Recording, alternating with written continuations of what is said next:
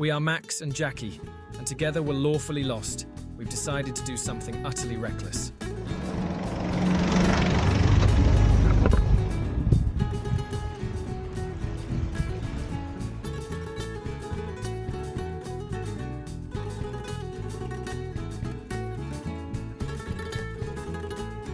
Our journey begins and ends on the beautiful island of Corfu, and we travel 2,000 kilometers in the blistering heat across Greece in search of paradise. We're embarking on a 4-week road trip through what might just be the greatest country on earth, and certainly our favorite. Welcome to Greece. Retired, relaxed. Rebooting life one wrong turn at a time.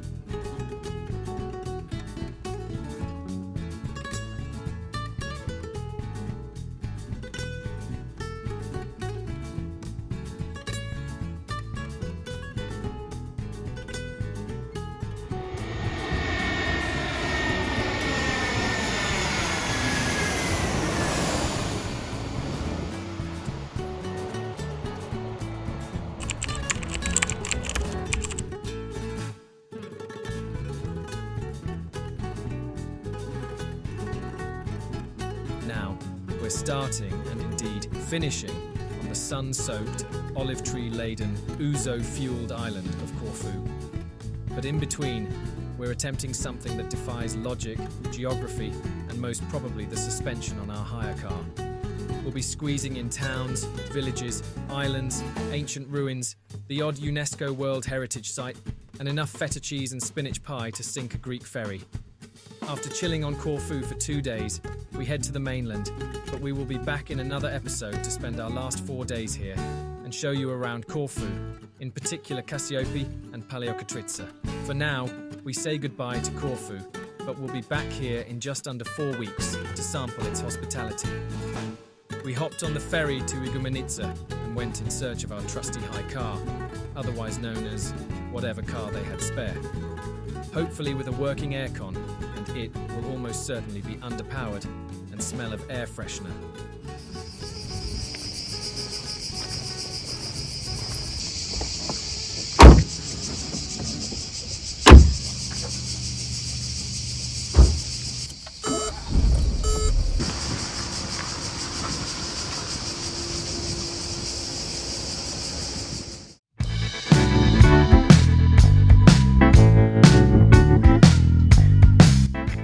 Welcome to Greece.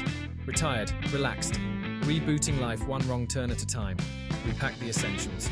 1 drone, 5 pairs of sunglasses, a couple of t-shirts, and zero idea what we were doing, and set off on a 4-week road trip round the mountains, beaches, ruins, monasteries, bars, and restaurants. I do the driving. Jackie does the navigating. Well, she tries. I do it really with my trusty map and sat-nav. This is Lawfully Lost on the Road, our gloriously misguided 4-week Greek road adventure. Fingers crossed, the real adventure begins. The road to Parga wound like a plate of spaghetti, but we made it, no arguments, one minor detour.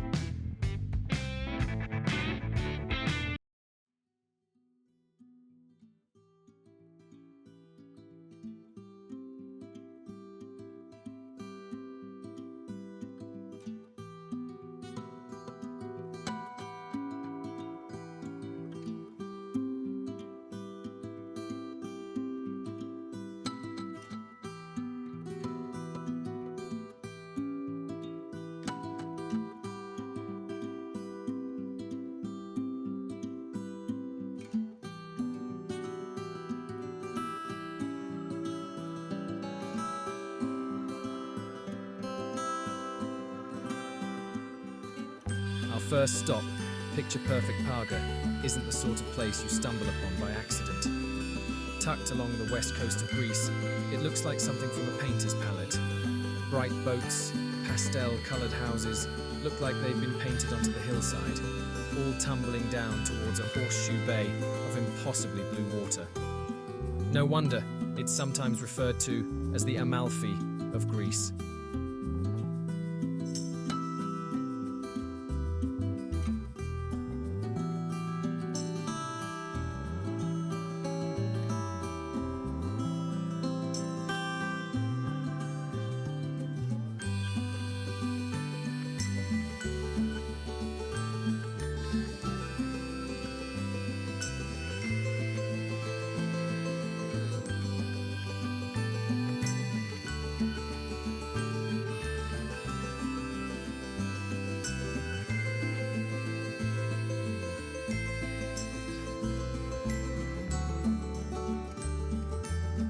By day, the town basks in the sun.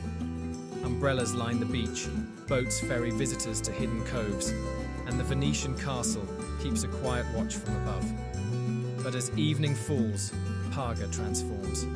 Lanterns glow, narrow lanes fill with the sound of footsteps and laughter, and tavernas spill out onto cobbled streets. The harbourfront becomes a theatre of its own, people strolling, dining and pausing just to take in that view. Boats glide in from nearby islands such as Corfu. Day trippers eager to soak up Parga's charm before the sun sets behind the castle walls. For us, Parga was both postcard perfect and full of life. A place where history and holiday sit side by side, and where every turn seemed to demand a photograph, or, in my case, a drone flight.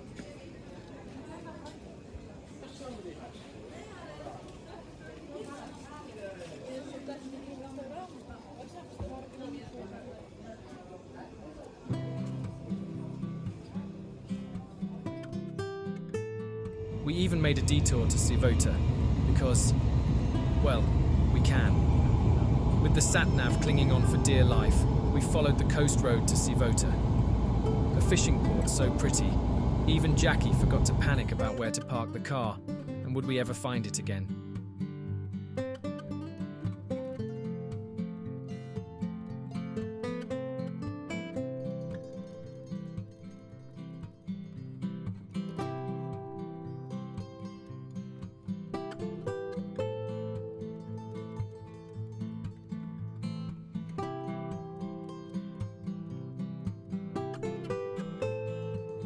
Welcome to Syvota. By day, this little harbour town feels like it's still half asleep. The boats rock lazily in the sun, cafes putter along serving their first coffees, and life seems to move at the pace of a gentle sea breeze, and we started wondering if our 4-week stay would be long enough. But Syvota has a secret. As the sun dips, the quiet turns into a hum. By night, the waterfront comes alive. Tavernas hug the water's edge, music drifts across the harbour, and suddenly every table is full of families, friends, and travellers who've returned from the sea with stories to tell. It's no wonder, really. By day, boats depart for Corfu, Paxos, and the dazzling turquoise waters of Antipaxos. If you're staying in those places, you can hop on a ferry there and come here for the day.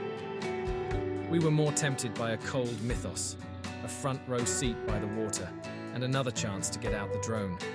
Sleek yachts and busy ferries carry visitors away, while others make the reverse journey, day trippers spilling into Syvota for a taste of its charm before heading back.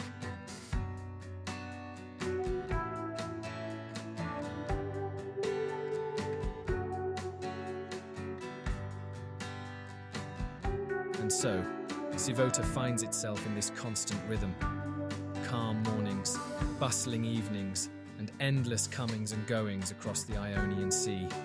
A place that somehow feels both laid back and lively, timeless and ever-changing. For us, it was the perfect spot to just sit, watch the harbour's little dramas unfold, and wonder how on earth this sleepy village manages to transform itself into such a vibrant stage every night.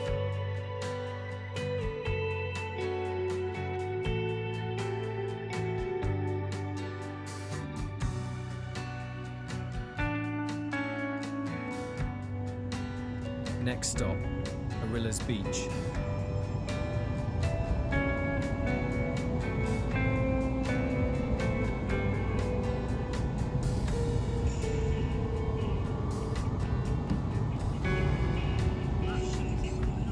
ARILLAS Beach, a hidden gem tucked beneath mountains and olive trees.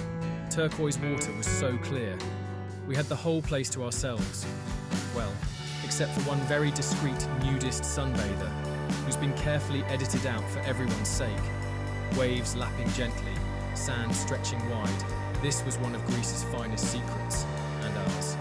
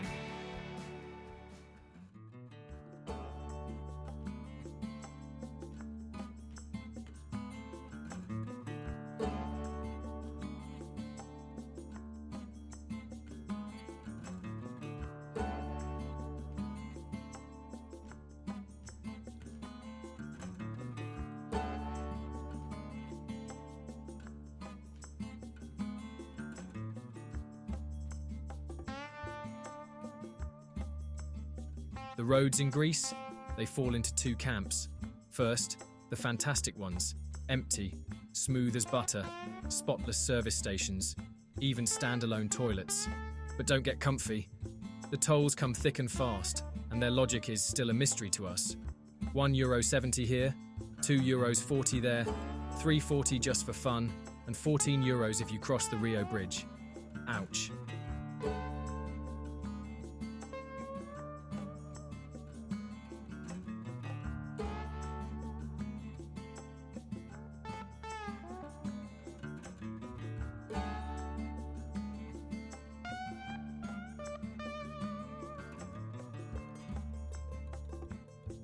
We pass through tunnel after tunnel after tunnel, and the tolls just keep appearing on the horizon, holding out their hand to relieve you of a few more euros. So it's pedal to the metal, or at least heavy foot on the questionable clutch, as we head south through the mainland, to the fortresses and fishing boats of Nafpaktos.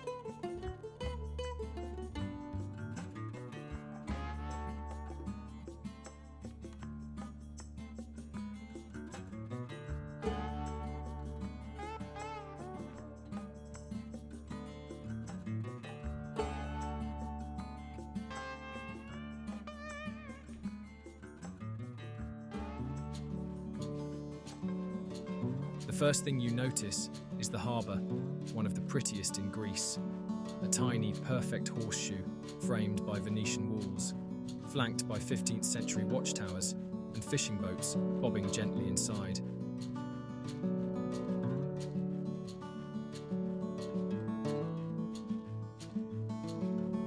Nafpaktos quietly takes you by surprise. It's one of those places you stumble on and wonder why it's not swarming with coach tours. A small town on the north coast of the Gulf of Corinth, it has the kind of beauty that doesn't need to shout about itself.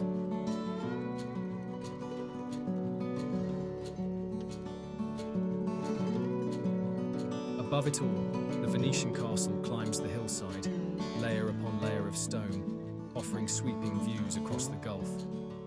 It's a reminder that this little town has been important for centuries, from ancient battles to Ottoman sieges. History is tucked into every corner, yet Nafpaktos still feels lived in, vibrant, and very much Greek. By day, the seafront is calm and easygoing, cafes shaded by plane trees, locals going about their business, and the warm scent of the sea drifting in. By evening, it wakes up with a hum. Tavernas along the harbour light up, people gather on the promenade, and the whole town seems to pause and enjoy the view of the sun setting over the Gulf.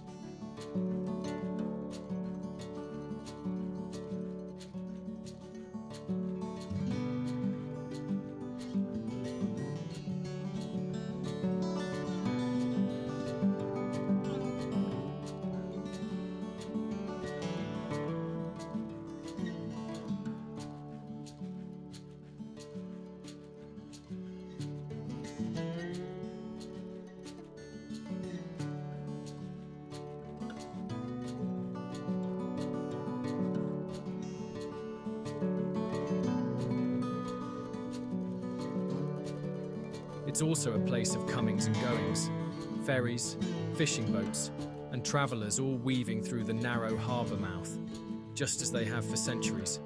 But what really sets it apart?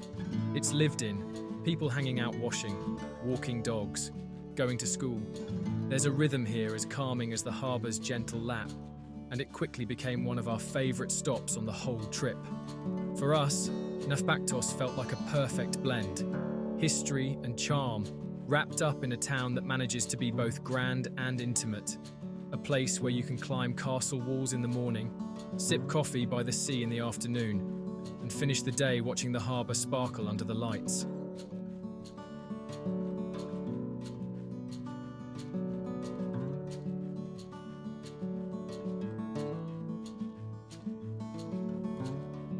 In part 2, we leave Nafpaktos and head for one of the world's longest suspended bridges, the Rio Antirio Bridge, which transports us into the Peloponnese, a place of mountains, myth, and mad little roads that look like they were designed by a drunken goat. We'll be staying in Limeni, Tolo, and the ludicrously charming old town of Nafplio, which is basically Greece showing off. From there, we head north to Meteora, where monasteries sit on top of enormous rock pillars, looking like something out of Lord of the Rings. No, we didn't imagine it, though it did feel like we'd taken a wrong turn into Narnia. We will show you places you've never seen, and names you've probably never heard of. Places you'll definitely want to remember. Oh, and we're also hopping on to a ferry over to the islands of Hydra and Spetses, because this trip wasn't quite complicated enough already. Finally, battered, bronzed, and probably a bit bloated, we return to Corfu for 4 days of doing absolutely nothing before we fly back to England, where it will no doubt be raining. So join us as we attempt to conquer Greece, one ancient ruin, one epic view, and one dodgy road at a time.